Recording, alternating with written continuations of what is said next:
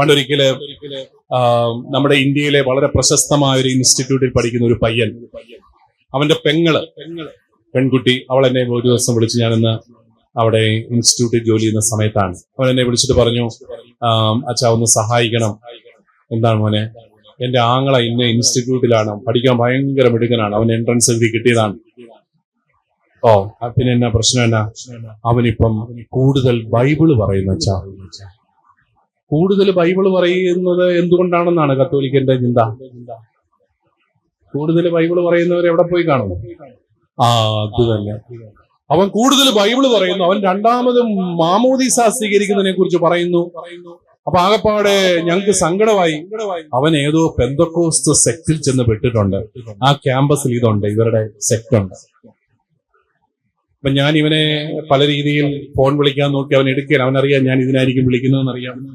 അങ്ങനെ ഫോൺ വിളിക്കാനായിട്ട് നോക്കി, എന്ത് ചെയ്താലും അവൻ എടുക്കുകയില്ല. അങ്ങനെയൊക്കെ വന്നപ്പോഴത്തേക്കും ഒരു ദിവസം കഷ്ടപ്പെട്ട് ഞാൻ തച്ചിനിരുന്ന് പല പ്രാവശ്യം വിളിച്ച് അവസാനം അവൻ ലൈനിൽ വന്നു.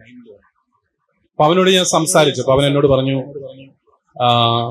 അച്ഛാ, നല്ല പയ്യനാ, നല്ല എളിമയുള്ള ഒരു കൊച്ചാണ് അച്ഛാ, എനിക്ക് അച്ഛനൊന്നും തോന്നരുത്, എന്നാ കാത്തലിക്സ് ഒന്നും ജെനുവിൻ അല്ല. ആരോടാ ഇത് പറയുന്നത്? കത്തോലിക്ക വൈദികനോടാ.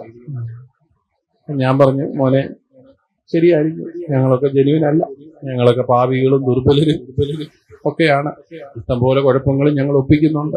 എന്നാലും ഞങ്ങളെ കൊണ്ട് പറ്റുന്ന രീതിയിൽ കർത്താവിന്റെ വഴികളിൽ നടക്കാൻ ഞങ്ങൾ പരിശ്രമിച്ചുകൊണ്ടിരിക്കും. ശരിയാ.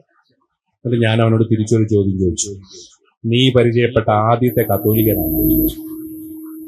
കത്തോലിക്കര് ജെനുവിനല്ലെന്നല്ലേ അവന്റെ തിയറി. ഞാൻ ചോദിച്ചു, നീ പരിചയപ്പെട്ട ആദ്യത്തെ കത്തോലിക്കൻ ആരാണ്? കാരണം ഞാൻ ഈ കുടുംബത്തെ അറിയുന്നത് ഇവന്റെ അപ്പനും അമ്മയും കൗൺസിലിങ്ങിനായിട്ട് എൻ്റെ അടുത്ത് കുറെ നാളുകൾ വന്നു. അതുകൊണ്ടാണ്, അങ്ങനെയാണ് ഞാൻ ഇവരെ അറിയുന്നത്. ഉടനെ അവന് ബുദ്ധിയുള്ളവന്, അവന് പിടികിട്ടി ചോദ്യം ആരിലേക്കാണെന്ന്. ഉടനെ അവൻ പറഞ്ഞു, അച്ഛന് എന്റെ പേരൻസിനെയാണ് ഉദ്ദേശിക്കുന്നെങ്കിൽ, ഇല്ല, എന്റെ പേരൻസിനെ എനിക്ക് ചക്കര ഇഷ്ടമാണ്, പഞ്ചാര ഇഷ്ടമാണ്, അവരെ കുറിച്ചൊന്നും എനിക്ക് പറയാൻ ഇഷ്ടമില്ല. പക്ഷെ generally Catholics are not genuine. ഞാൻ പറഞ്ഞു, മോനെ അല്ല, നീ ഉദ്ദേശിക്കുന്നത്, നീ നിന്റെ പേരൻസിന്റെ ജീവിതം കണ്ട് മടുത്തിട്ട് അവരോടുള്ള അരിശം പ്രകടിപ്പിക്കുന്നതാണ്. എങ്ങനെ? അവരിൽ നിന്ന് കിട്ടിയ ആദ്യത്തെ മൂല്യം നീ തിരസ്കരിച്ചു. മാതാപിതാക്കളിൽ നിന്ന് ആദ്യമായിട്ട് കിട്ടുന്ന മൂല്യം വിശ്വാസമാണ്. അവരോടുള്ള ദേഷ്യവും അരിശവും മക്കള് തീർക്കുകയാണ്. എങ്ങനെ? പള്ളി വരാതിരിക്കുക, വിശ്വാസം മാറുക, വിശ്വാസത്തിൽ നിന്ന് പോവുക. നമ്മുടെയൊക്കെ പല പിള്ളേരുടെയും ക്രൈസിസ് തന്നെ. അപ്പൻ ബാഡ്ജും കുത്തി സർവ്വനേരവും പള്ളിയില, അമ്മ എവിടെ പന്തൽ കെട്ടിയാലും പ്രൈസ് ദി ലോർഡ് എന്ന് പറഞ്ഞിട്ട് അവിടെ ഉണ്ട്. ഈ അടുത്ത നാളിലാണ് ഈ പന്തലും മുസ്ലിം ലീഗിന്റെ സംസ്ഥാന സമ്മേളനമാണ്, പ്രൈസ് ദി ലോർഡിന്റെ പന്തൽ അപ്പുറത്താണെന്ന് പറഞ്ഞ് എഴുന്നേപ്പിച്ചു വിട്ടത്. പന്തൽ കണ്ടോ അമ്മ പ്രൈസ് ദി ലോർഡ് പറയും. അതാണ് അമ്മയ്ക്ക് പന്തലിന്റെ ആത്മീയതയാണ്. അപ്പോ പന്തല് കണ്ടാ പ്രാർത്ഥിക്കുന്ന അമ്മയും സർവ്വനേരവും ബാഡ്ജും കുത്തി പള്ളിയിലുള്ള അപ്പനും വീട്ടിൽ വന്നാൽ ഇന്ത്യയും പാകിസ്ഥാനും നേരിട്ടുള്ള യുദ്ധം, ശീതസമരം എന്ന് തുടങ്ങി നുഴഞ്ഞു കയറ്റം എന്ന് തുടങ്ങി പല പ്രശ്നങ്ങൾ വീട്ടിൽ. പിള്ളേർക്ക് ഇത് മനസ്സിലാകത്തില്ല. അവർ ആ അരിശം പ്രകടിപ്പിക്കുന്നത് അവരിൽ നിന്ന് കിട്ടുന്ന അവരുടെ മൂല്യങ്ങളോടുള്ള അരിശമാണ്. എന്ന് പറയുന്ന പോലെ മാതാപിതാക്കളോടുള്ള ബന്ധം, മാതാപിതാക്കളുടെ മൂല്യങ്ങളോട് കുഞ്ഞുങ്ങൾ കാണിക്കുന്നു പറയുന്ന പോലെ നിങ്ങളോടുള്ള ബന്ധം, നിങ്ങളോടുള്ള അടുപ്പം, നിങ്ങൾ പഠിപ്പിക്കുന്ന വിശ്വാസത്തോടുള്ള അടുപ്പമായിട്ട് മാറും. അപ്പൊ അതുകൊണ്ട് പ്രിയപ്പെട്ടവരെ, നല്ല ഒരു ബന്ധത്തിന്റെ പശ്ചാത്തലത്തിൽ ഈ വിശ്വാസ പരിശീലനത്തെ പകർന്നു കൊടുക്കാനായിട്ട് നിങ്ങൾക്ക് സാധിക്കണം.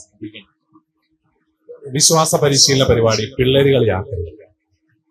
പിള്ളേരുകളി വാട്സപ്പ് ഗ്രൂപ്പ്, അങ്ങോട്ടും ഇങ്ങോട്ടും, നമുക്ക് എവിടെ പോകേണ്ടത്, ടീച്ചർമാരുടെ കൂട്ടായ്മ, ബിക്കനി, അതായി ഇതായി. അതല്ല, നമ്മൾ ശരിക്കും പ്രാർത്ഥിക്കണം, ഒരുങ്ങണം, ഉപവാസം എടുത്ത് പ്രാർത്ഥിക്കണം, ആ അനുഭവങ്ങൾ പങ്കുവയ്ക്കണം. അങ്ങനെ നമുക്ക് വിശ്വാസത്തിന്റെ അനുഭവത്തില് നമ്മുടെ കുഞ്ഞുങ്ങളെല്ലാം കൊണ്ടുവരാനായിട്ട് സാധിക്കും. വിശ്വാസത്തിൽ വളരാനും നമുക്ക് ഏറ്റവും അത്യാവശ്യമായിട്ടുള്ളത് ഉപവാസവും പ്രാർത്ഥനയും തീർത്ഥാടനങ്ങളും ഒക്കെയാണ് വിശ്വാസത്തിൽ വളരാൻ. പള്ളി വന്നാൽ മാത്രം വിശ്വാസം വളരില്ല, ത്യാഗം എടുക്കണം. അതുകൊണ്ട് തന്നെ ഉപവാസത്തെ പ്രോത്സാഹിപ്പിക്കണം. വെള്ളിയാഴ്ച മാംസവർജനമൊക്കെ നിങ്ങൾ കളഞ്ഞു അല്ലേ? ഞങ്ങളൊക്കെ ഇപ്പോഴും പാവങ്ങള്, അതൊക്കെ നിങ്ങൾ നോക്കുന്നില്ലെന്നും പറഞ്ഞുകൊണ്ട് ഞങ്ങളുടെ ആൾക്കാർ ഞങ്ങളോട് ഇടയ്ക്ക് ചോദിക്കും, ഇവിടെ എന്നാ കുഴപ്പം, അവിടെ ഒരു കുഴപ്പമില്ലല്ലോ എന്നൊക്കെ പറയും. വെള്ളിയാഴ്ച മാംസവർജനം പണ്ട് നമുക്ക് എല്ലാവർക്കും ഉണ്ടായിരുന്നു. അത് അതൊക്കെ ഒരു പരിത്യാഗമാണ്. പരിത്യാഗമില്ലാത്ത വിശ്വാസ ജീവിതം കഴമ്പില്ലാത്ത വിശ്വാസമായിട്ടുള്ള. അതുകൊണ്ട് തീർത്ഥാടനങ്ങൾ നടന്ന് തീർത്ഥാടന കേന്ദ്രങ്ങളിലേക്ക് പോവുക, ഉപവാസം അനുഷ്ഠിക്കുക, മാസത്തിലൊരിക്കൽ ഇങ്ങനെയുള്ള നിഷ്ഠകൾ, രാവിലെ എഴുന്നേൽക്കുക, കുരിശ് വരച്ചുകൊണ്ട് എഴുന്നേൽക്കുക, എവിടെ അതുപോലെ വൈകുന്നേരം കുരിശ് വരയ്ക്കുക, സ്തുതിയൊല്ലുക, ഇതെല്ലാം വിശ്വാസം വളർത്താൻ സഹായിക്കും. ഏതായാലും ഇനിയും ഞാൻ നിങ്ങളോട് സംസാരിച്ചാൽ ചിലപ്പോൾ നിങ്ങളുടെ ഉള്ള വിശ്വാസം കൂടെ പോകാൻ സാധ്യതയുള്ളതുകൊണ്ട് എനിക്ക് തന്നിരിക്കുന്ന സമയം തീർന്നതുകൊണ്ട് ഞാൻ അവസാനിപ്പിക്കുകയാണ്. നിങ്ങൾക്ക് എല്ലാവർക്കും ഞാൻ നന്ദി പറയുന്നു. നിങ്ങളെല്ലാവരും ഞാൻ സമ്മതിച്ചിരിക്കുന്നു. നിങ്ങൾ ഇത്രയും ശ്രദ്ധയോടുകൂടി അനങ്ങാതെ ഇരുന്നു അല്ലേ? അതിന് കൈയടിക്കും, നല്ല കാര്യങ്ങളൊക്കെ പറഞ്ഞിട്ട്. ഇത്രയും നല്ല അധ്യാപകരുള്ള ഈ അതിരൂപത എനിക്ക് അഭിയോന്യ കളത്തിപ്പറമ്പ് പിതാവിനോട് അസൂയ തോന്നുന്നുണ്ട് കേട്ടോ. എന്നോ നല്ല അധ്യാപകരാണ് നിങ്ങള്. നല്ല സാരിയൊക്കെ ഉടുത്താ വന്നിരിക്കുന്നു. അത് ഉടുക്കാൻ വേണ്ടിയിട്ട് തന്നെയാണോ ഇന്ന് വന്നതെന്നും എനിക്കൊരു സംശയമുണ്ട്. അപ്പൊ അതുകൊണ്ട് നല്ല കൂട്ടായ്മ, നല്ല ഒരു കൂട്ടായ്മ. അവിടെയും ഈ ഹോളിന് പുറത്തും ഇത്രയും തന്നെ ആൾക്കാർ ഇരിപ്പുണ്ട്. എല്ലാവരെയും ദൈവം അനുഗ്രഹിക്കട്ടെ. നമ്മുടെ സഭയുടെ നന്മകളെ കുറിച്ച് ആഘോഷിക്കുന്ന ഒരു സമൂഹമായിട്ട് മാറട്ടെ. സഭയിലെ പ്രശ്നങ്ങളെല്ലാം തീർന്നിട്ട് വിശ്വസിക്കാൻ ആരും കാത്തിരിക്കേണ്ട. മനുഷ്യനുള്ളിടത്തോളം കാലം പ്രശ്നങ്ങളും ഉണ്ടാവും. പക്ഷെ നമ്മൾ കുരിശിന്റെ മാർഗത്തിലൂടെ ഉറപ്പോടുകൂടി പോവുക, വിശ്വാസത്തിന്റെ നല്ല ഫലങ്ങൾ എല്ലാവർക്കും പകർന്നു കൊടുക്കുക, അഭിമാനത്തോടെ വിശ്വാസ ജീവിതം നയിക്കാൻ നമ്മുടെ മക്കളെ പ്രാപ്തരാക്കുക. അതാണ് നമുക്ക് ചെയ്യാനുള്ളത്.